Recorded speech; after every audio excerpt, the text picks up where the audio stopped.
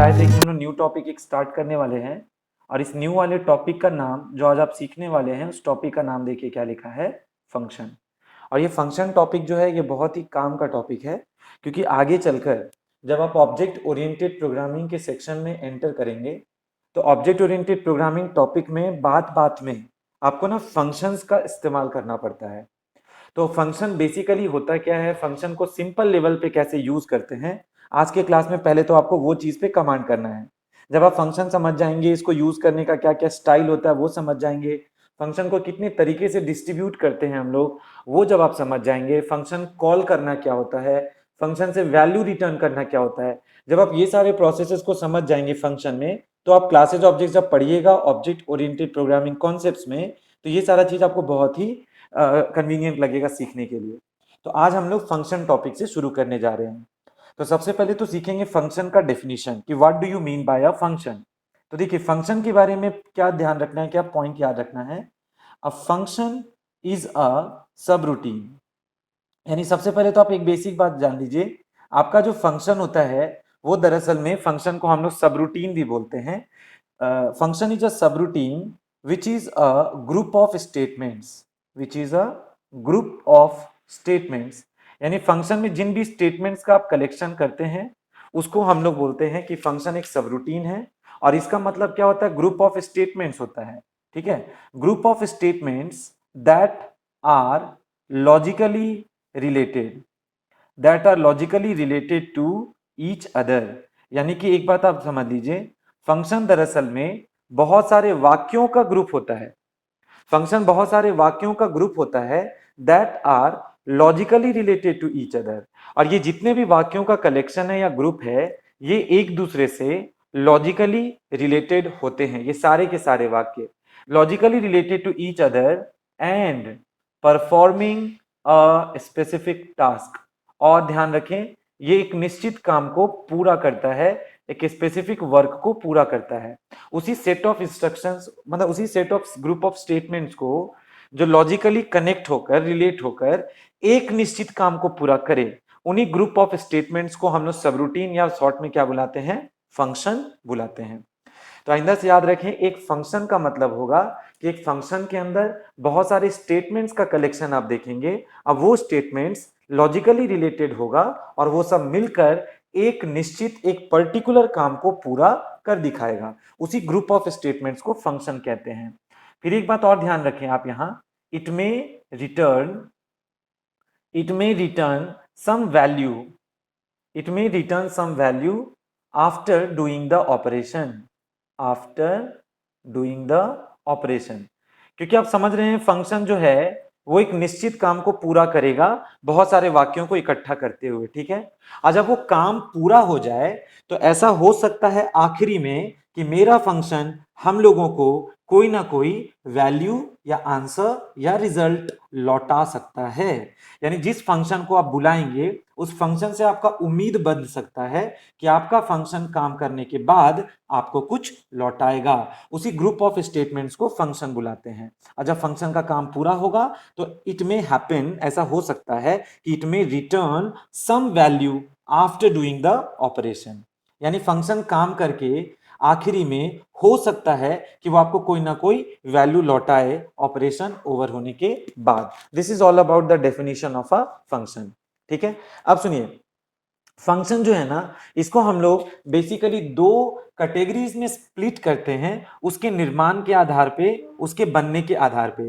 यानी कि हम लोग कह सकते हैं कि फंक्शन जो है वो दो टाइप का होता है, अपने क्रिएशन या अपने निर्माण के आधार पे। तो हम यहाँ पे क्या लिख रहे हैं, देखिए हम यहाँ पे एक पॉइंट लिख रहे हैं, a function can be classified, a function can be classified into given forms, a function can be classified into given forms on the basis of definition, on the basis of definition।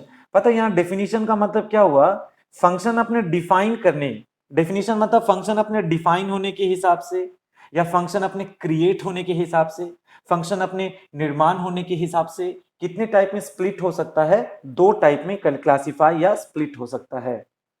हम आपको पता है ना, function जो है वो दरअसल में ग्रुप ऑफ स्टेटमेंट्स है। तो मेरा बात समझिए, अगर एक फंक्शन वाक्यों का ग्रुप है तो ऐसा हो सकता है कि वो जो वाक्यों का ग्रुप है वो पहले से ही लिखा लिखाया है, ठीक है, या वो फंक्शन का जो वाक्यों का ग्रुप है वो हम और आप लिखेंगे जरूरत के हिसाब से। यानी फंक्शन में जो वाक्यों का ग्रुप होता है, फंक्शन में जो वाक्यों का कलेक्शन होता है, या तो वो प्री डिफाइंड हो सकता है, यानी कि वो पहले से सिस्टम में बना बनाया है, या तो हम सारे यूजर्स, हम सारे लोग उसको अपनी आवश्यकता के हिसाब से जनरेट कर सकते हैं, बना सकते हैं। वही कह रहा है on the basis of definition, मतलब डिफाइन होने के आधार पे। डिफाइन होने का मतलब फंक्शन में जो वाक्यों का, स्टेटमेंट्स का जो ग्रुप है वो कैसे क्या क्या है, वो अगर बना बनाया है तो उसको प्री डिफाइन बोलेंगे, और अगर हम लोग बना रहे हैं तो यूजर डिफाइन बोलेंगे।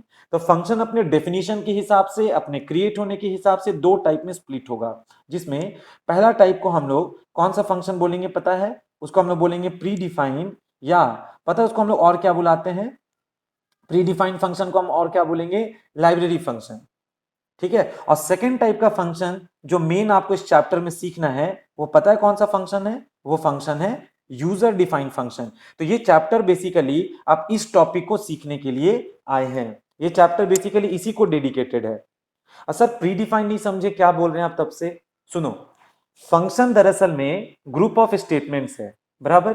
तो अगर फंक्शन के अंदर सोच कर देखिए, स्टेटमेंट्स का अगर कलेक्शन है, फंक्शन के अंदर अगर सोचिए स्टेटमेंट्स का ग्रुप है, तो वो स्टेटमेंट्स का ग्रुप अगर कंप्यूटर में, आई मीन सिस्टम में पहले से ही बना बनाया है, हम लोग उस ग्रुप को लिखेंगे नहीं, उन वाक्यों को, उसके जो वाक्य हैं वो प्री डिफाइंड है, वो ऑलरेडी लिखे हुए हैं, तो इसलिए उनको हम लोग प्री डिफाइंड बुलाते हैं। उसका दूसरा नाम लाइब्रेरी फंक्शन भी है। तो लाइब्रेरी कहने का मतलब, क्योंकि ये फंक्शन सोच कर देखिए, क्योंकि ये फंक्शन अगर पहले से बना बनाया है, तो अगर वो पहले से बना बनाया है तो कहीं ना कहीं तो वो रखा गया होगा। सोच के देखिए, अगर आपका फंक्शन पहले से ही क्रिएटेड है, पहले से ही डिफाइंड है, तो कहीं ना कहीं तो वो बना हुआ होगा, ठीक है। तो वो जो रेडीमेड फंक्शन जो पहले से बना बनाया रहता है, वो लाइब्रेरी फाइल्स में स्टोर रहता है सिस्टम के अंदर, ठीक है। अब वो लाइब्रेरी फाइल्स को अपने प्रोग्राम के साथ कनेक्ट करने के लिए आप लोग हेडर फाइल्स इंक्लूड करते हैं, याद करिए आप। जैसे हम लोग कल के, मतलब जो भी लास्ट क्लास हम पढ़ाए थे, उसमें हम पढ़ाए थे ना strcpy, strcmp, strlen, gets, get conio dot h, sorry क्या नाम था, क्लियर स्क्रीन, CLRSCR। तो ये सब जो भी नाम अभी आप सुने हैं, ये सारा दरअसल में मेरा या आपका फंक्शन नहीं है।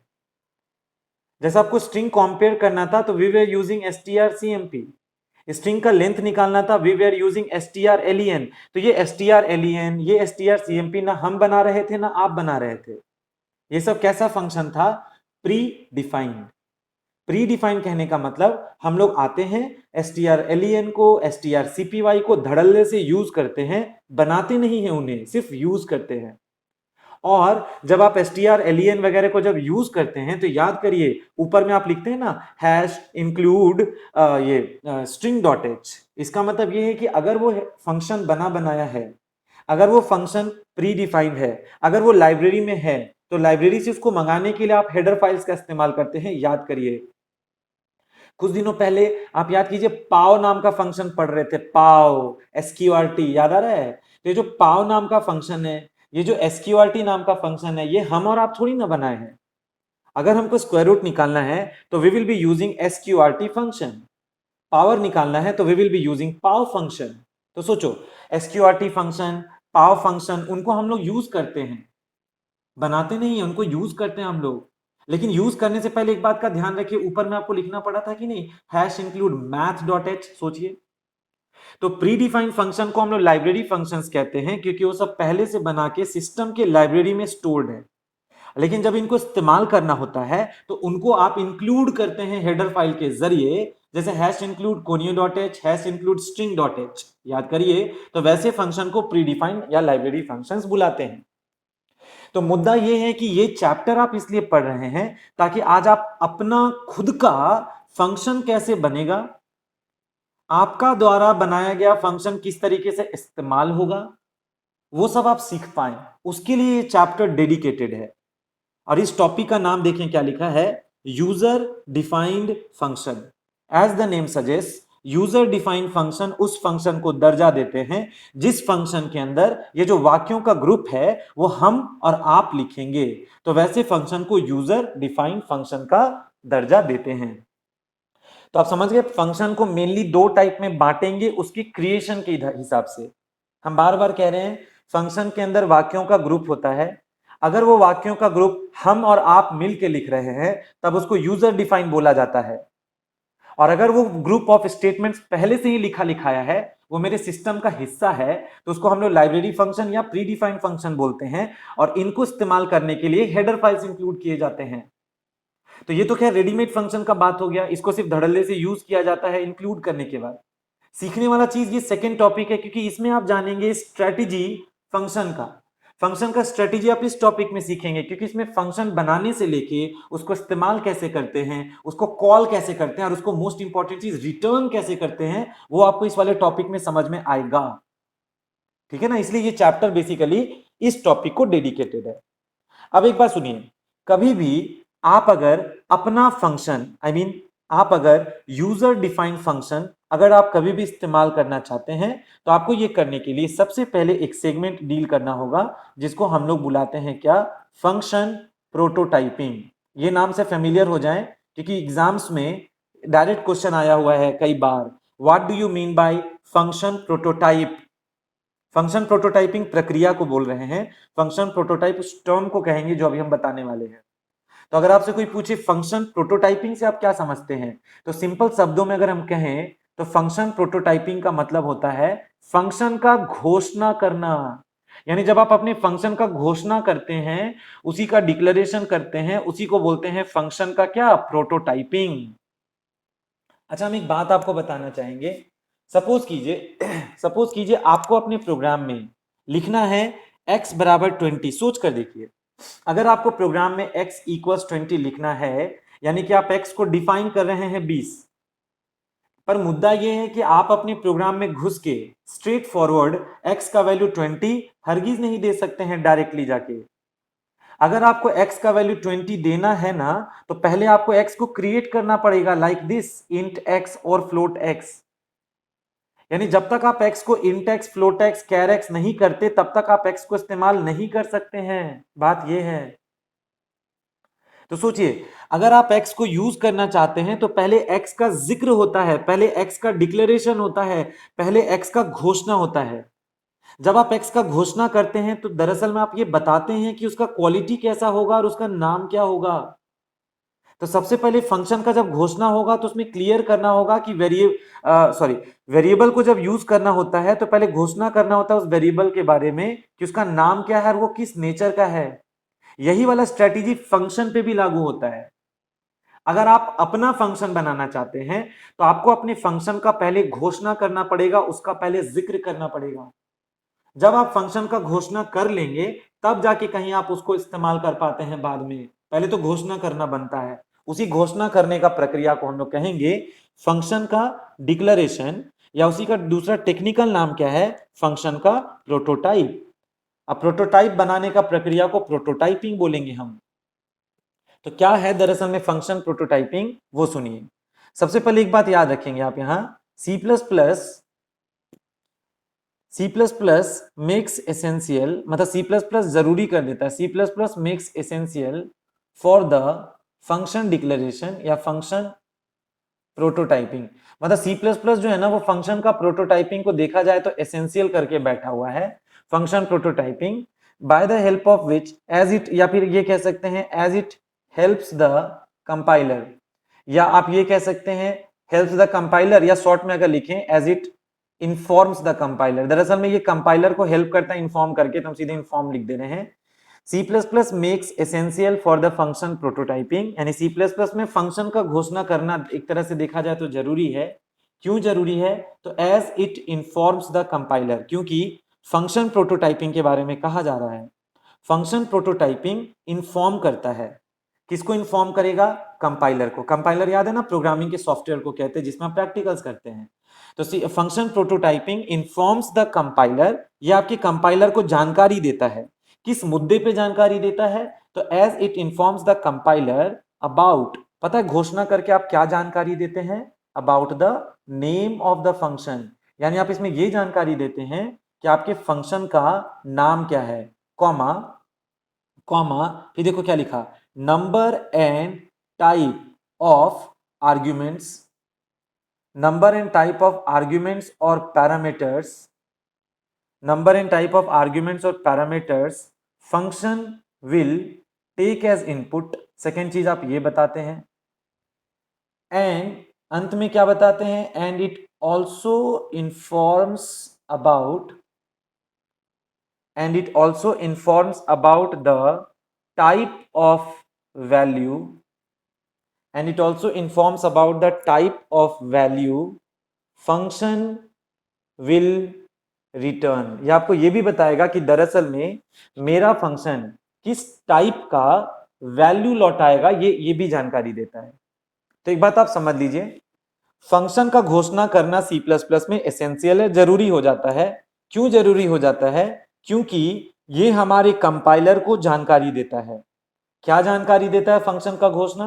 ये जानकारी देता है कि नाम क्या है मेरे फंक्शन का। देखिए, अगर फंक्शन आप बनाएंगे तो आपको बताना पड़ेगा कि आपके द्वारा निर्माण किए गए फंक्शन का नाम क्या है, फर्स्ट थिंग। सेकेंड थिंग, मेरा फंक्शन जब इस्तेमाल में आएगा, मेरा फंक्शन जब यूज में आएगा तो उसमें कितना सारा और किस टाइप का आर्ग्यूमेंट्स या पैरामीटर्स फंक्शन इनपुट के तौर पे मांगेगा। ठीक है। And lastly it also informs about the type of value function will return. और जब मेरा फंक्शन काम धाम निपटा लेगा तो आखिरी में मेरा फंक्शन क्या लौटाएगा, इसका भी जानकारी फंक्शन प्रोटोटाइपिंग के द्वारा दिया जाता है। यानी कि जब हम लोग फंक्शन का प्रोटोटाइपिंग करते हैं तो फंक्शन का घोषणा करके हम लोग ये बात करते हैं, इन्फॉर्म करते हैं अपने सॉफ्टवेयर कंपाइलर को कि मेरे फंक्शन का नाम क्या है। सबसे इंपॉर्टेंट चीज है फंक्शन का नाम क्या है वो बताना। सेकेंड चीज क्या बताना, मेरा फंक्शन इनपुट के तौर पे जब यूज में आएगा तो कितना वैल्यू लेगा और किस क्वालिटी का वैल्यू लेगा ये आपको बताना पड़ेगा। और अंत में क्या बताना पड़ेगा, मेरे फंक्शन का रिटर्न टाइप क्या है, मतलब मेरा फंक्शन काम करके, काम को सॉल्व करके किस क्वालिटी का आंसर या वैल्यू लौटाएगा, उसका जानकारी देता है फंक्शन का प्रोटोटाइपिंग। हमको पता है ये पूरा क्लियर नहीं हुआ है आपके मन में, अभी एग्जांपल्स वगैरह देखेंगे प्रोग्राम में डाल के तो क्लियर होगा। तो हम अभी एक छोटा सा पहले यहाँ पे एग्जांपल, पहले हम आपको इसका सिंटैक्स बता रहे हैं। सिंटैक्स का मतलब इसके लिखने का रूल बता रहे हैं। हम आपको ये बता रहे हैं कि फंक्शन का घोषणा किस तरीके से होता है। तो इसका सिंटैक्स कुछ ऐसा है, देखिए। सबसे पहले आपको लिखना होगा रिटर्न टाइप के बारे में, यानी फंक्शन क्या लौटाएगा वो बताइए। सेकेंड चीज पता है आपको क्या लिखना होता है, सेकेंड चीज लिखना होगा फंक्शन का नाम। फंक्शन का नाम जो बताना जरूरी था, नेम ऑफ द फंक्शन जो आप इस्तेमाल करेंगे। और ब्रैकेट में देखिए हम यहाँ पे क्या लिख रहे हैं, ब्रैकेट में लिख रहे हैं हम argument list, bracket close, semicolon. और आर्ग्यूमेंट लिस्ट को हम लोग और एक नाम से समझ सकते हैं, इसको हम लोग पैरामीटर लिस्ट भी कह सकते हैं। सेमीकोलन जरूर लगाना, घोषणा में सेमीकोलन जरूर लगता है। एक छोटा सा एग्जांपल देखिए, अगर हम रिटर्न टाइप में क्या लगा दिए, इंट लगा दिए, फंक्शन का नाम में हम क्या लगा दिए, सम लगा दिए, और आर्ग्यूमेंट लिस्ट में देखो क्या लगा दिए, आर्ग्यूमेंट लिस्ट में लगा दिए int x comma int y, और लास्ट में टर्मिनेट कर दिए। अब जरा गौर से देखिए, ध्यान से देखिए, फंक्शन का जो घोषणा किए हैं हम, फंक्शन का जो जिक्र किए हैं हम, उस जिक्र में आपको पता चलेगा कि मेरे फंक्शन का नाम क्या है। See this is my function, ये हम बना रहे हैं। तो इस लाइन को देख के समझ में आएगा कि ये फंक्शन का नाम क्या है जो हम बना रहे हैं। सेकेंड चीज क्या पता चलेगा, मेरा जो फंक्शन है वो कितना वैल्यू मांगेगा। समझिएगा बात, मेरा फंक्शन कितना वैल्यू मांगेगा और किस नेचर का वैल्यू मांगेगा, मोस्ट इंपॉर्टेंट थिंग वो समझिए। तो इस एग्जाम्पल को देख के पता चल रहा है मेरे फंक्शन का नाम सम है, और ये जो सम नाम का फंक्शन है ये मेरे से दो वैल्यू मांगेगा। जब भी यूज में आएगा ये मेरे से दो वैल्यू का डिमांड करेगा। और जानते हैं किन वैल्यूज का डिमांड करेगा, तो इंटीजर टाइप के वैल्यूज का डिमांड करेगा मेरा ये फंक्शन। और जब काम खत्म हो जाए, जब मेरा काम कंप्लीट हो जाए, तो आखिरी में मेरा जो फंक्शन है वो वैल्यू जो रिटर्न करेगा वो इंटीजर टाइप का रिटर्न करेगा। मतलब मेरा function integer value, integer nature का वैल्यू को, काम को खत्म करके लौटाने वाला है। तो ये कहानी है फंक्शन की घोषणा के बारे में। ठीक है, तो तीन चीज बताना होता है जब फंक्शन का घोषणा होता है। पहला चीज, फंक्शन का नाम क्या है। दूसरा चीज, कितना और किस नेचर का वैल्यू है। और तीसरा चीज, मेरा फंक्शन क्या वैल्यू रिटर्न करेगा एट द लास्ट। और जब घोषणा खत्म हो जाए तो अंत में आपको लगाना होगा सेमीकोलन यानी कि टर्मिनेटर, यानी मेरा घोषणा अब समाप्त होता है। इसमें यह बताया जाता है आखिरी में। तो आप जब भी फंक्शन का घोषणा करेंगे तो प्लीज ये बात दिमाग में सेट कर लें, फंक्शन का जब घोषणा होता है तो यहाँ तीन चीजों का खुलासा होता है। फंक्शन का नाम जो आप आगे के हिस्से में यूज करेंगे, फंक्शन जब यूज होगा तो वो आपसे वैल्यूज का डिमांड करेगा इनपुट करवाने के लिए, तो आप बताएंगे कि कितना वैल्यू को इनपुट कराना है और किस क्वालिटी का इनपुट कराना है। And last but not the least, कि मेरा फंक्शन का जब काम खत्म होने के कगार पे है तो वो किस क्वालिटी का वैल्यू को काम करके लौटाएगा। तो घोषणा में आप रफली थोड़ा बहुत आप यहां समझ रहे हैं। जब पूरा प्रोग्राम आप इसका भी देखेंगे थोड़ी देर में तो आपको आइडिया हो जाएगा कि हम तब से क्या क्या बोले जा रहे हैं। बट बेसिकली इतना भी ठीक है। जैसे आप देखते हैं रियल लाइफ में कोई मूवी वगैरह जब आता है तो मूवी रिलीज होने से पहले 2 महीना 3 महीना पहले से उसका एड या फिर आप उसका ट्रेलर या प्रोमो देखने लगते हैं टीवी पे। तो ये जो एडवर्टीजमेंट जो हो रहा है या फिर ये जो प्रोमो आ रहा है या जो ट्रेलर आ रहा है, उस ट्रेलर को देखकर आपको समझ में आता है कि किस नाम का पिक्चर आने वाला है। ठीक है, पिक्चर का सीन्स देख के पता चलता है कि उसमें किस कौन एक्टर एक्ट्रेस है, कौन विलेन है, वो थोड़ा थोड़ा पता चलता है। घोषणा में ये सब बताया जाता है और लास्टली पता चलता है कि वो मूवी किस मुद्दे पे बना है। ठीक है, तो अगर वो हॉरर मूवी होगा तो उसकी घोषणा में ही थोड़ा बहुत डरावना सीन्स दिखाएगा। अगर वो कॉमेडी मूवी होगा तो थोड़ा मोड़ा कॉमेडी क्लिप्स दिखा देगा। अगर वो एक्शन से भरपूर मूवी होगा तो मार धाड़ का थोड़ा सा फोटो दिखा देगा। इसका मतलब ये हुआ कि पिक्चर का जब ट्रेलर आता है तो उसमें आपको पूरा पिक्चर नहीं दिखा देता, वो जस्ट एक घोषणा करता है पिक्चर के बारे में कि what is the name of the picture, who are the actor and actress in the movie, या विलेन कौन है, वो सब के बारे में बताता है। और लास्टली किस मुद्दे पे वो पिक्चर बना है, सीन्स देख के थोड़ा मोड़ा आपको समझ में आता है। लेकिन उस पिक्चर के अंदर क्या सस्पेंस है ये आपको नहीं पता, वो जब पिक्चर रिलीज होगा तब आपको पता चलेगा। एकदम वही चीज यहां भी है। फंक्शन का घोषणा में नाम क्या है, क्या लेगा, क्या देगा, बस ये पता चल रहा है। पर ये बिल्कुल पता नहीं चल रहा कि मेरे फंक्शन में जो वाक्यों का ग्रुप होगा वो किस तरीके से काम करेगा, वो यहां पे बिल्कुल पता नहीं चल रहा, क्योंकि घोषणा में सिर्फ जिक्र करके चुप हो जाते हैं। अब जो टॉपिक हम पढ़ाएंगे उसमें पता चलेगा कि मेरे फंक्शन को क्या क्या वाक्य इकट्ठा करके, क्या क्या स्टेटमेंट्स को इकट्ठा करके काम को कर गुजरना है और किस तरह से कर गुजरना है। वो चीज अब आने वाला है, यानी पिक्चर रिलीज होगा तब पता चलेगा स्टोरी लाइन क्या था उस मूवी का, उसमें क्या सस्पेंस था, क्या थ्रिल था। तो फंक्शन का घोषणा में बस जिक्र करके छोड़ देते हैं, लेकिन हम आपको बताए हैं ना, फंक्शन दरअसल में ग्रुप ऑफ स्टेटमेंट्स होता है। और इस घोषणा में आपको कहीं भी ग्रुप ऑफ स्टेटमेंट्स तो नहीं ही दिख रहा होगा, क्योंकि तो सिर्फ जिक्र करके चुप हो गया है। तो जब आप अपने फंक्शन के अंदर ग्रुप ऑफ स्टेटमेंट्स का खुलासा करेंगे, कोडिंग करेंगे, जिक्र करेंगे, तब आप कहेंगे कि मेरा फंक्शन दरअसल में डिफाइन हो रहा है, मेरा फंक्शन दरअसल में क्रिएट हो रहा है। और उस टॉपिक का नाम जो अब हम यहां पे आपको बताने वाले हैं, उस टॉपिक का नाम देखिए क्या लिखा है, फंक्शन डेफिनेशन। आपको याद है फंक्शन को ग्रुप ऑफ स्टेटमेंट्स कहते हैं। तो फंक्शन अगर ग्रुप ऑफ स्टेटमेंट्स है, अब फंक्शन अगर हम बना रहे हैं, आप बना रहे हैं, तो हो ना हो उस फंक्शन के अंदर आने वाले वाक्यों को हम लोगों को डिफाइन करना होगा, उसी को कहते हैं फंक्शन डेफिनेशन।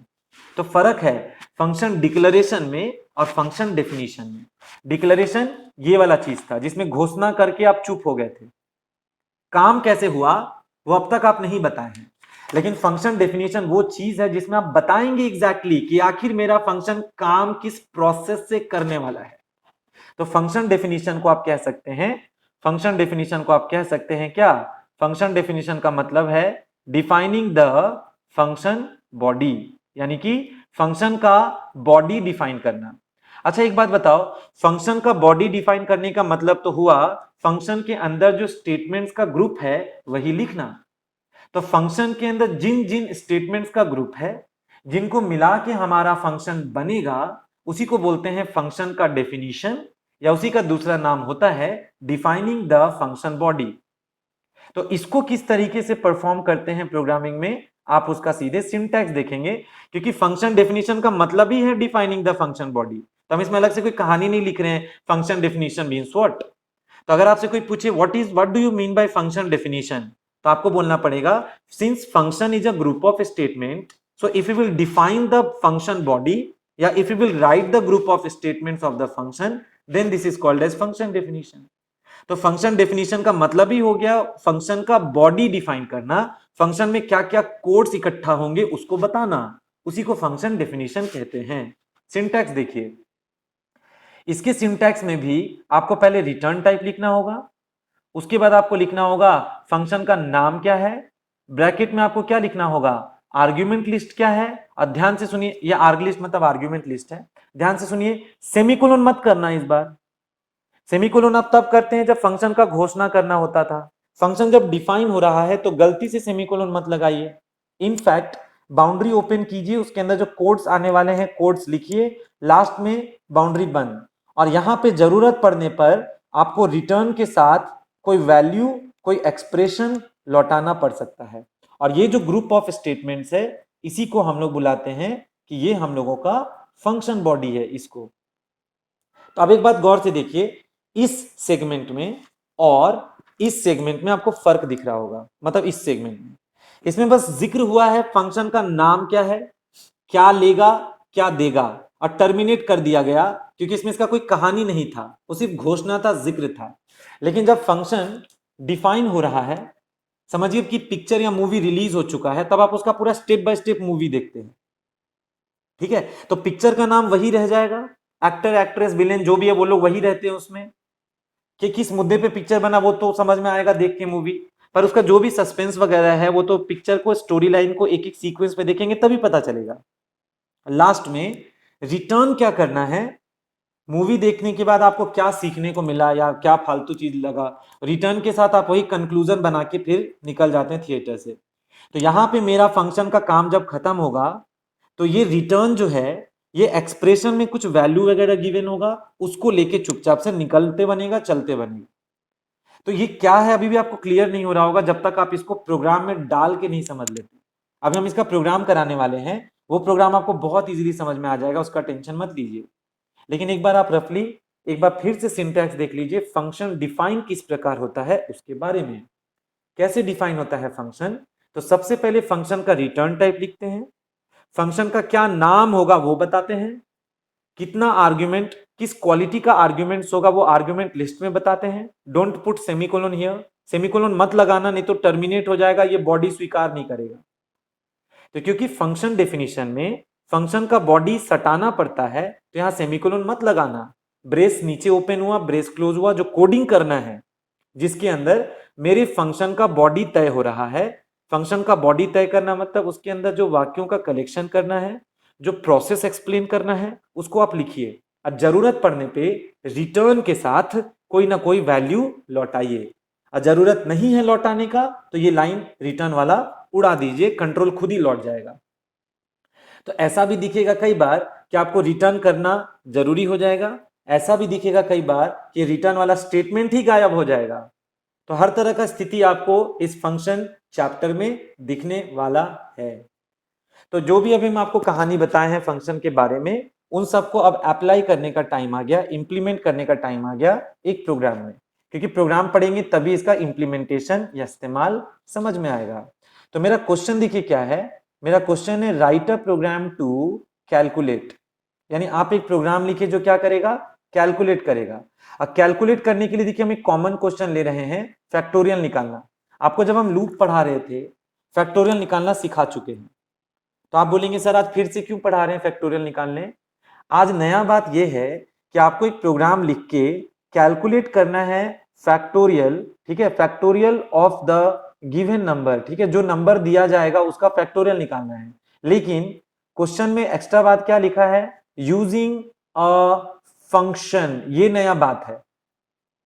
आप लोग पहले भी फैक्टोरियल निकाले हैं, लेकिन आज भी फैक्टोरियल निकालने को बोला गया, पर शर्त क्या डाल दिया, फंक्शन बनाइए और फिर फैक्टोरियल निकालिए। यानी आप फैक्टोरियल फंक्शन बना के फैक्टोरियल निकालेंगे अपना, यानी फैक्टोरियल निकालने के लिए आप अपना फंक्शन आज क्रिएट कीजिए, उसको इस्तेमाल करके दिखाइए, मुद्दा यह है।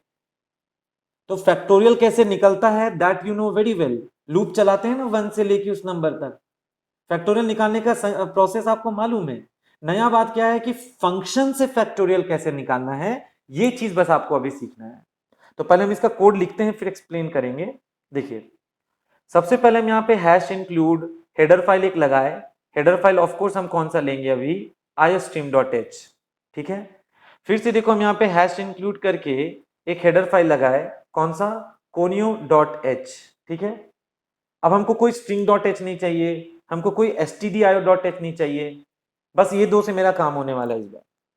देखिए अब हम यहाँ पे एक स्टेटमेंट लिख रहे हैं, int factorial int n semicolon. देखिए हमेशा क्या हुआ है, आज से पहले आपको जब भी हम प्रोग्राम पढ़ाए हैं आज से पहले, हमेशा आप क्या करते थे, हेडर फाइल लेते थे और सीधे आप याद करिए, आप ना void main नाम का जो फंक्शन है, आप सीधे उसमें कूद जाया करते थे, याद करिए। आज कुछ नया दिख रहा होगा, आज ये नया दिख रहा है कि हेडर फाइल तो हम लगा दिए, यहां तक कि हम void main फंक्शन भी लगा लिए, पर मेन फंक्शन से पहले हम बीच में ये वाला एक स्टेटमेंट नया इंट्रोड्यूस किए हैं। और ये जो स्टेटमेंट हम यहां पे इंट्रोड्यूस किए हैं, ये स्टेटमेंट ही मेरे फंक्शन का जिक्र है। ये जो स्टेटमेंट आज आपको नया स्टेटमेंट दिख रहा होगा, हेडर फाइल लेने के बाद जो मेन में जाते थे उससे पहले बीच में ये जो नया स्टेटमेंट आपको दिख रहा होगा, इसी स्टेटमेंट को फंक्शन का घोषणा, फंक्शन का डिक्लेरेशन या फंक्शन का प्रोटोटाइपिंग कहेंगे हम लोग। सर किस फंक्शन का घोषणा करना है, तो क्योंकि आपको क्वेश्चन में बोला है फैक्टोरियल निकालिए फंक्शन से, तो हमको जिस फंक्शन का घोषणा करना है वो फंक्शन मेरा फैक्टोरियल फंक्शन है। तो क्योंकि हमको फैक्टोरियल निकालने के लिए फंक्शन का घोषणा करना है, तो इस स्टेटमेंट को गौर से पढ़िए। मेरे फंक्शन का नाम फैक्टोरियल है, मेरा फंक्शन आर्ग्यूमेंट में क्या मांग रहा है, इंटीजर वैल्यू मांग रहा है, सोच के देखिए, वो भी सिर्फ एक, और रिटर्न के तौर पे वो हमको क्या लौटा देगा, इंटीजर, और लास्ट में टर्मिनेट किया हुआ है। पर इसमें यह पता नहीं चल रहा कि मेरा फंक्शन काम कैसे करेगा, बस ये पता चल रहा है क्या नाम है, क्या लेगा और क्या देगा, दैट्स इट। वर्क कैसे परफॉर्म होगा वो अब तक पता नहीं है इसमें। तो हम ये कह रहे थे कि सबसे पहले हम लोग यहाँ पे आके अपने फंक्शन का एक घोषणा कर रहे हैं, जिक्र कर रहे हैं। तो इस लाइन में क्या जिक्र हुआ कि मेरे फंक्शन का नाम फैक्टोरियल है। देखो, क्योंकि ये फंक्शन हम और आप यूजर्स बना रहे हैं, तो इसका नाम हम लोगों के ऊपर है कि क्या देना चाहते हैं। तो क्योंकि मेरा टॉपिक है फैक्टोरियल कैलकुलेट करना है फंक्शन से, तो हम फंक्शन का नाम ही फैक्टोरियल चलो कर लेते हैं। हम इसका नाम XYZ भी दे सकते हैं, तो क्यों ना टॉपिक से मिलता जुलता थोड़ा नाम दे दें ताकि बात और समझ में आए। तो मेरे फंक्शन का नाम हो गया फैक्टोरियल, और जब आप इस फैक्टोरियल फंक्शन को इस्तेमाल करेंगे तो वो हमसे एक नंबर मांगेगा, और जब मेरा फंक्शन मेरे से नंबर मांगेगा और जब उसका फैक्टोरियल निकल जाएगा तो वो हमको क्या लौटा देगा, इंटीजर टाइप का वैल्यू लौटा देगा। पर काम कैसे करेगा वो अब तक पता नहीं है। घोषणा खत्म, टर्मिनेट कर दीजिए, क्योंकि घोषणा को टर्मिनेट किया जाता है, डिक्लेरेशन को, प्रोटोटाइपिंग को। चलो टॉप, लाइफ जब भी मेन से शुरू होगा तो हम लोग इसमें घुस के एक वेरिएबल n बना लेते हैं, चलिए, और एक वेरिएबल हम RES का मतलब समझिएगा कि हम रिजल्ट को रखने के लिए घर बना लिए। स्क्रीन का गंदगी साफ करना है तो we will be using clear screen function. उसके बाद अब हम यहाँ पे सी आउट करके यूजर से रिक्वेस्ट करेंगे। क्या रिक्वेस्ट करेंगे मालूम, एंटर द नंबर। उसको पढ़ेगा कौन मालूम, सी इन, और कहां पे डालेगा, n में। उसके बाद देखो हम क्या लिख रहे हैं, जब हम लिखेंगे रिजल्ट इज इक्वल टू, देखो हम यहाँ फैक्टोरियल नाम के फंक्शन को एक्साइट कर रहे हैं, बुला रहे हैं इस तरीके से, और अंत में ये जो मेरा सी आउट है वो मेरे से क्या बोलेगा, result is equal to RES। और अंत में देखो हम यहाँ पे लगा रहे हैं गेट ch फंक्शन। सी, यहाँ पे मेन मेरा खत्म हो गया, ठीक है, लेकिन अभी कोड नहीं खत्म हुआ, मेन खत्म हुआ है। अब इधर आके देखिए हम यहाँ पे क्या कर रहे हैं, हम यहाँ पे लिख रहे हैं इंट फैक्टोरियल, अब ब्रैकेट के अंदर अब हम क्या लिख रहे हैं, इंट n, सेमीकोलन मत लगाना अब की बार, बाउंड्री ओपन, यानी फंक्शन डिफाइन हो रहा है, समझिए मेरा बात। यहां फंक्शन डिक्लेयर हुआ था और यहां फंक्शन डिफाइन हो रहा है, तो काउंटर्स कौन कौन सा ले लिए, i ले लिए और एक ले लिए फैक्ट। अब फैक्ट का वैल्यू कितना हो गया, 1। अब लूप चला लेंगे कैसे, for i is equal to 1, i less than equal to n, then i plus plus, और इसके अंदर जाके कोड में हम क्या लिखेंगे, fact is equal to fact into I. ये सब देखिए पढ़ा हुआ चीज है आपका। और अंत में देखो यहां पे हमको क्या लिखना होगा, अंत में हमको लिखना होगा रिटर्न फैक्ट। तो यहां फैक्टोरियल ओपन हुआ था, यहां पे फैक्टोरियल फंक्शन क्लोज हो गया। अब मेरा बात समझिए, देखिए ये जो प्रोग्राम अब पूरा लिखा गया है, इस प्रोग्राम में हम लोग यहां पे फंक्शन का घोषणा किए हैं, बात समझ लीजिए। यहां पे हम लोग फंक्शन का डेफिनेशन किए हैं, ये बात आप समझ लीजिए अच्छे तरीके से। और यहां पे मतलब इस वाले लाइन में, मतलब बेसिकली यहां हम लोग फंक्शन को इस्तेमाल कर रहे हैं, इसको कहते हैं फंक्शन को कॉल करना। एक नाम हम लेते थे ना बार बार, कॉलिंग अ फंक्शन, फंक्शन को बुलाना। तो फंक्शन बुलाना इसी को कहते हैं, जो फंक्शन आप यूज करते हैं ना उसी को कहते हैं फंक्शन कॉल करना। अब जिस फंक्शन को आप कॉल करेंगे, जब उस फंक्शन का काम पूरा हो जाएगा तो वहां से लौटने का भी टाइम आएगा। तो रिटर्न उसी चीज के लिए है, लौटने के लिए है रिटर्न। तो फंक्शन कॉल करना, कंट्रोल ट्रांसफर करना को कहते हैं। जब उस फंक्शन की बॉडी में सारा काम खत्म हो जाए तो कंट्रोल जो रिटर्न होगा, कंट्रोल जो लौटेगा, उसको रिटर्न करना बोलते हैं, उसको रिटर्न करना बोलते हैं हम लोग। तो रिटर्न स्टेटमेंट का वही यूज है जो आपको आज के क्लास में समझ में आएगा। आखिर ये रिटर्न होता क्या है, रिटर्न कहां होता है, रिटर्न किसको रिटर्न करता है, तो ये चीज अभी ये पूरा इलाबोरेट होगा तो आपको समझ में आ जाएगा। ठीक है ना। तो इसको अब हम चलते हैं एक्सप्लेन करने के लिए। देखिए क्या हो रहा है, सबसे पहले क्या हो रहा है, हम लोगों का क्वेश्चन था फैक्टोरियल निकालना है फंक्शन से। तो हम क्या किए, हेडर फाइल ले लिए सबसे पहले, तो यहां पर iostream.h। ओके, iostream.h क्यों लिए हैं, सी आउट सी इन के लिए। अगला हेडर फाइल हम कौन सा लिए, conio.h, वो हम किसके लिए लिए हैं, क्लियर स्क्रीन और getch के लिए। ठीक है, ये फंक्शंस के लिए हेडर फाइल, मार्गदर्शन के लिए ये लिए हैं, हटाइए वो सब। ये सुनिए, हमको अपना फंक्शन बनाना था फैक्टोरियल निकालने के लिए, तो हमको फंक्शन का घोषणा करना पड़ रहा है सबसे पहले। तो इस घोषणा को पढ़ के, इस प्रोटोटाइप को पढ़ के, इस ट्रेलर को देखकर आपको क्या समझ में आ रहा है कि आपके फंक्शन का नाम क्या है, आपका फंक्शन आपसे क्या मांगेगा और किस क्वालिटी का मांगेगा। And last but not the least, जब मेरा काम खत्म हो जाएगा इस फंक्शन में घुस के, तो ये हमको इंटीजर टाइप का वैल्यू लौटाएगा।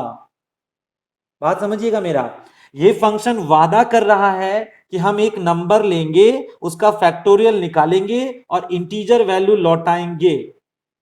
ये आपको प्रॉमिस कर दिया, अग्रीमेंट हो गया आपका और इसके बीच में। घोषणा खत्म, सेमीकोलन लगा दो। तो देखो अग्रीमेंट साइन हो गया, लेकिन अब इसको इंप्लीमेंट करने का, इसको अप्लाई करने का टाइम आने वाला है। तो लाख घोषणा क्यों ना कर ले आप, प्रोग्राम का जिंदगी तो चालू मेन से ही होगा और खत्म भी मेन पे होगा। ये बात आप सारे बच्चों को मालूम है। हमारे प्रोग्राम का जो लाइफ है, that will start from the main function and that will and at the main function. ये बात आप समझ लें।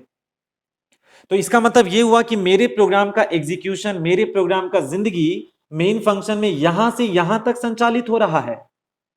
तो इतना तो संचालन करना, मैनेज करना आपको रोज आता है। आज पता है नया बात क्या है, देखिएगा, मेन फंक्शन का बाउंड्री यहां चालू हुआ, मेन फंक्शन का बाउंड्री यहां खत्म हो गया। तो आमतौर पे प्रोग्राम आप खत्म करते हैं ना, लेकिन आज देखिए उसके बाद भी मेरे प्रोग्राम में कुछ कुछ लिखा हुआ है, दिख रहा है। मेन खत्म हो चुका है, उसके बाद भी मेरे प्रोग्राम में एक सेगमेंट, एक ब्लॉक लिखा हुआ है। ठीक है, ये नया चीज है, आज से पहले ये चीज आप एक बार भी नहीं देखे थे अपने क्लास में। मेन फंक्शन से जिंदगी शुरू होता है, मेन फंक्शन खत्म होगा तो जिंदगी खत्म होगा, पर उसके बावजूद उसके नीचे आपने ये सेगमेंट लगा रखा है। तो आप ये सोच के परेशान या विचलित मत होइएगा कि सर मेन पे जब जिंदगी खत्म हो जाएगा सर, तो अब उस हिस्से का क्या होगा, ये सोच के मत परेशान होइए। ये जो हिस्सा है वो बीच रास्ते में आके काम करके लौट भी जाएगा और आपको पता भी नहीं चलेगा। अब समझ में, फंक्शन कॉल करने से क्या होगा, फंक्शन जब आप कॉल करते हैं तो मेरा कंट्रोल मेन से निकल के थोड़ी देर के लिए वहां जाता है, और जब वहां पे काम खत्म कर लेता है, फिर जब आप लौटते हैं, समझिएगा बात, जब आप लौटते हैं तो यहां पे लौटेंगे जहां से कॉल हुआ था, और जिंदगी देखो मेन पे ही खत्म होगा। तो जैसे आपकी आंखों से दिख रहा है कि जिंदगी मेन से शुरू हुआ, मेन पे खत्म हो गया, तो अब इसका क्या होगा, जैसे आंखों से दिख रहा है कि मेन के बाद ये लिखा है, लॉजिकली ये ऐसे नहीं काम करेगा। लॉजिकली कैसे काम करेगा, देखो लाइफ मेन से शुरू होता है, ठीक है, लाइफ मेन पे खत्म होता है, ये तो बराबर है, लेकिन शुरू और खत्म के बीच में जब आप लोग अपने फंक्शन को, सुनिए इस लाइन को बोलते हैं, हम लिख ही देते हैं, इस लाइन को बोलते हैं फंक्शन कॉल करना। सुनिए, जब आप मेन का लाइफ शुरू करने और मेन का लाइफ खत्म करने के बीच में जब भी आप फंक्शन को कॉल करते हैं, क्या होता है, कॉल करने से उस फंक्शन को बुलवाया जाता है। और जब आप उस फंक्शन को बुला रहे हैं, जब आप उस फंक्शन को कॉल कर रहे हैं, तो दरअसल में आपका कंट्रोल, आपका नियंत्रण मेन फंक्शन से निकल के थोड़े देर के लिए उसमें चला जाता है। अब क्योंकि कंट्रोल मेन से स्किप करके, जंप करके उसमें जा चुका है, तो उसी कंट्रोल को वापस भिजवाने के लिए काम खत्म होगा तो रिटर्न का सहायता लिया जाता है, और ये रिटर्न आपको उसी जगह पे दोबारा फेंकेगा जिस जगह से कंट्रोल कॉल होके आया था।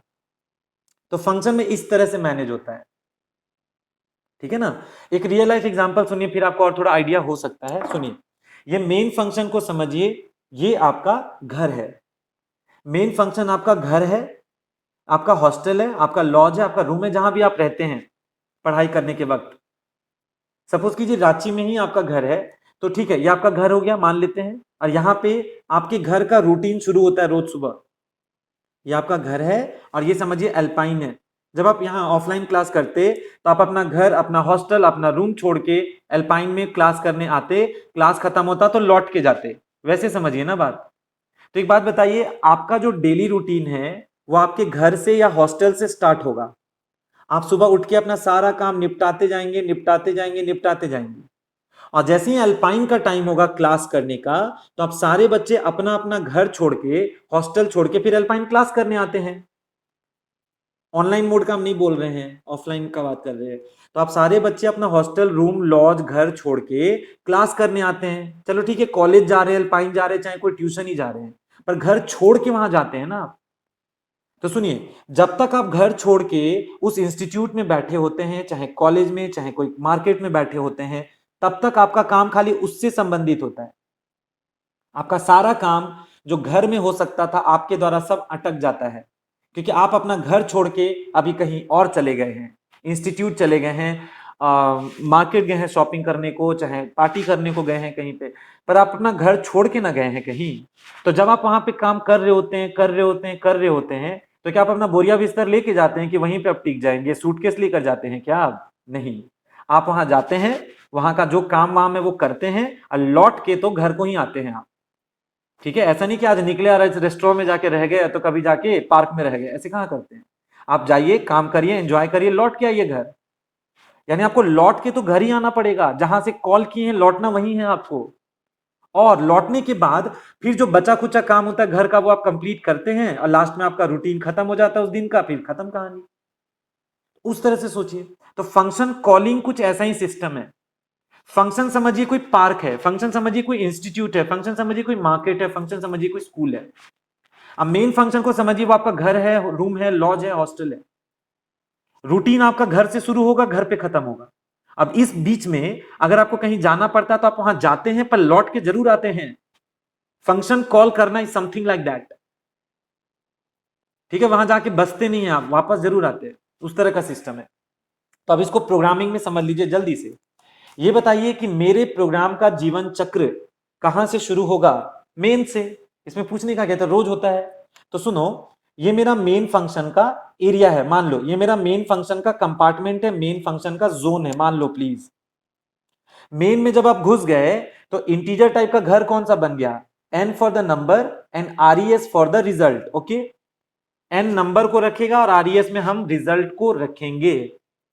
अब ध्यान से देखना, ये जो क्लियर स्क्रीन फंक्शन है, इसने मेरे मॉनिटर के कचड़े को पहले का साफ कर दिया होगा।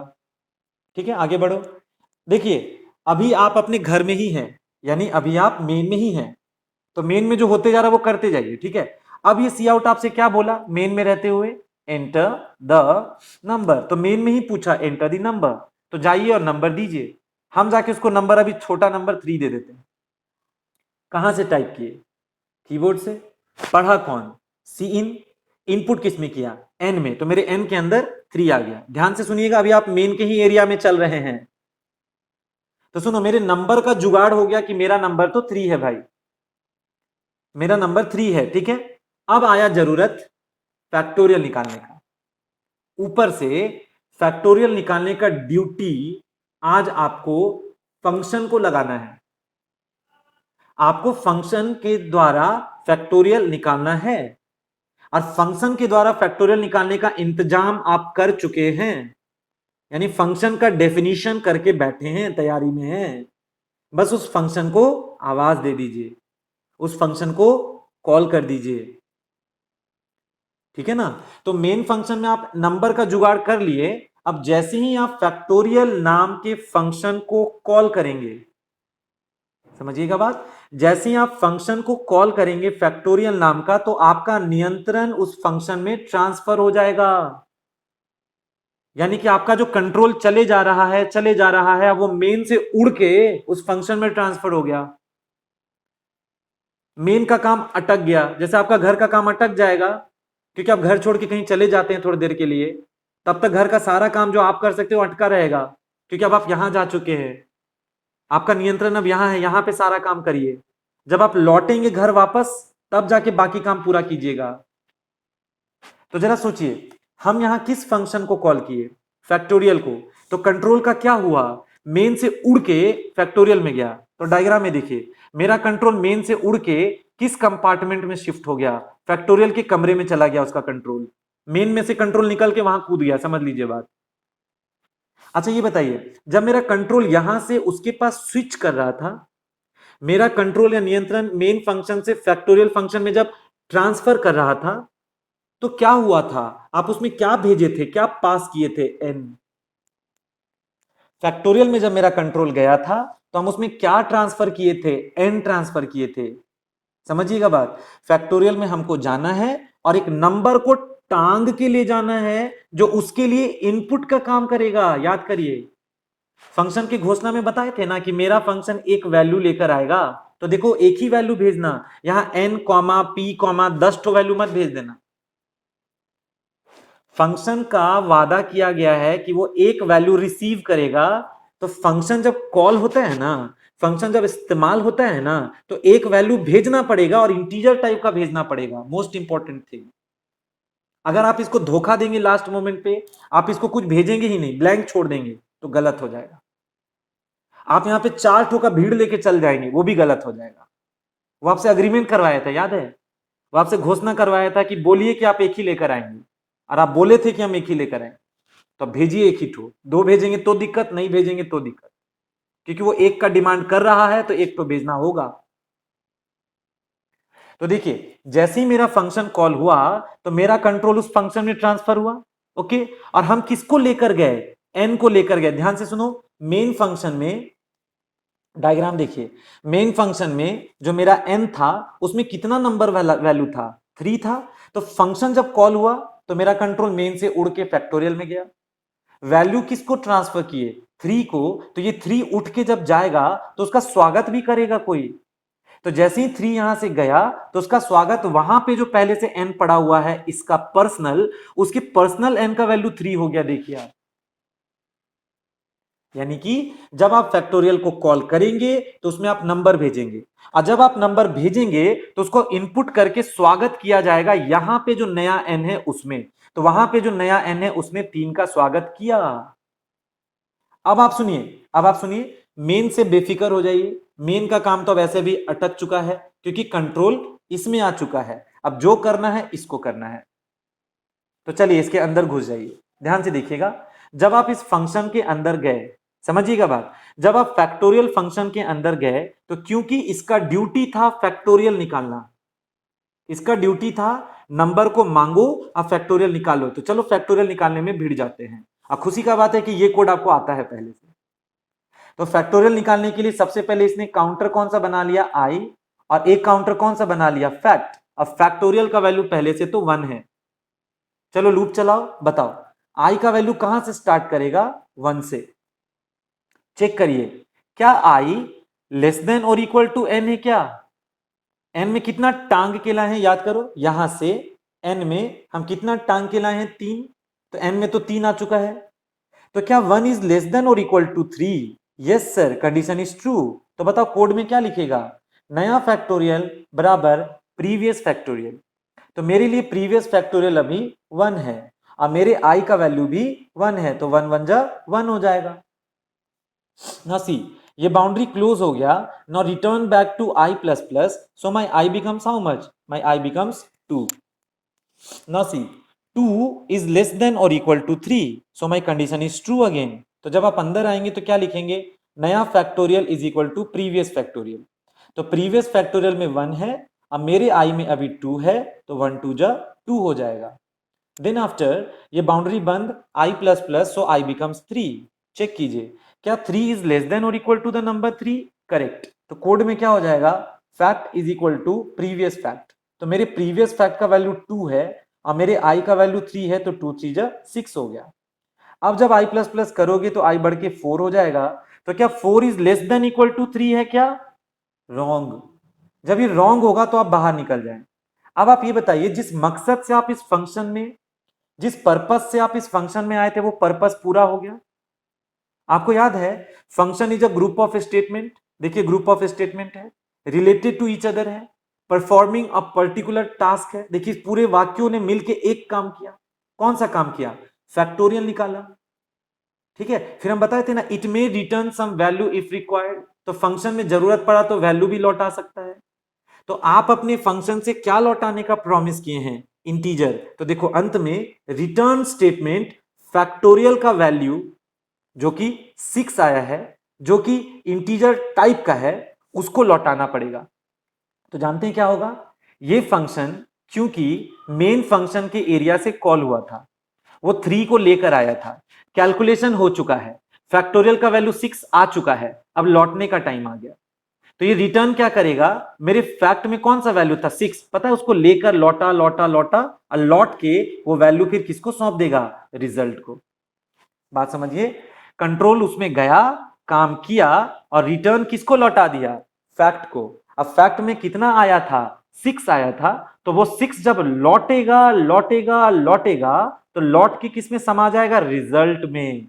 यानी कि ये जो 6 है, जब वो लौट के मेन फंक्शन में आया तो रिजल्ट में कितना समा गया, 6। तो मेरे रिजल्ट को 6 मिल गया आफ्टर रिटर्निंग।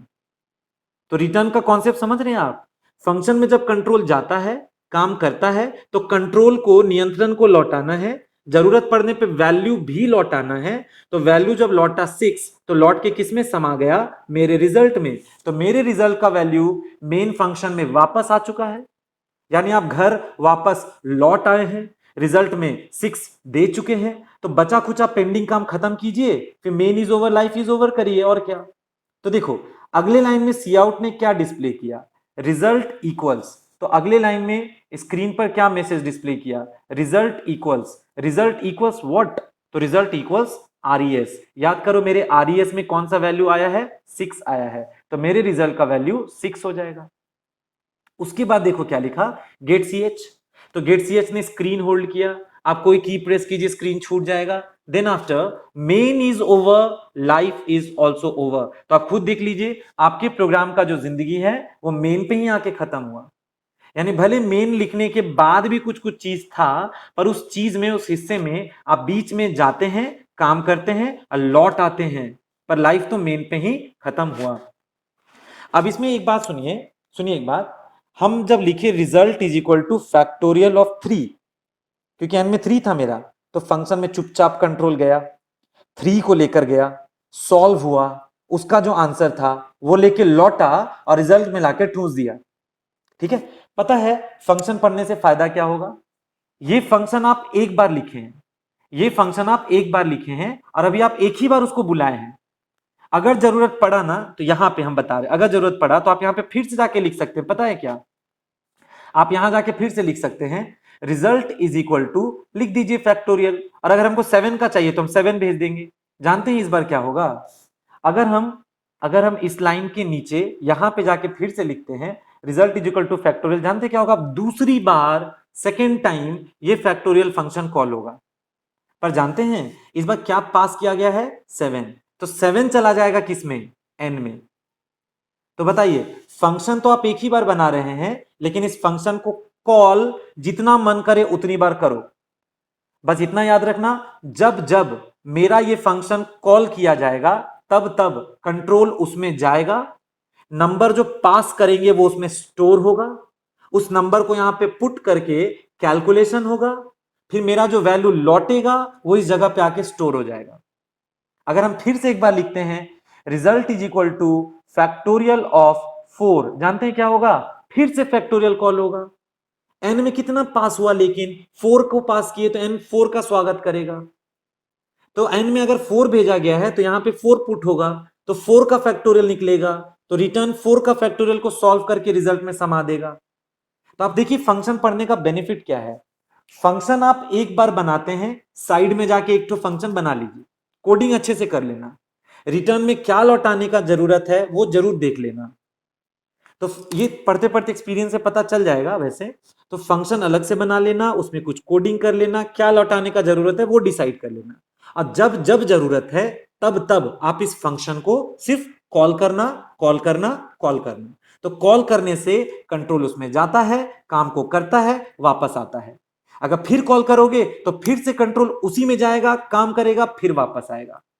तो इसका मतलब ये फंक्शन को आप बार बार क्या कर सकते हैं, कम मेहनत से रीयूज कर सकते हैं, वैल्यूज को बदलते हुए। तो ये बेनिफिट होता है फंक्शन पढ़ने का, इसलिए फंक्शन को बहुत ही इंपॉर्टेंट कॉन्सेप्ट समझा जाता है और आगे का केस बहुत इजी भी हो जाता है इससे।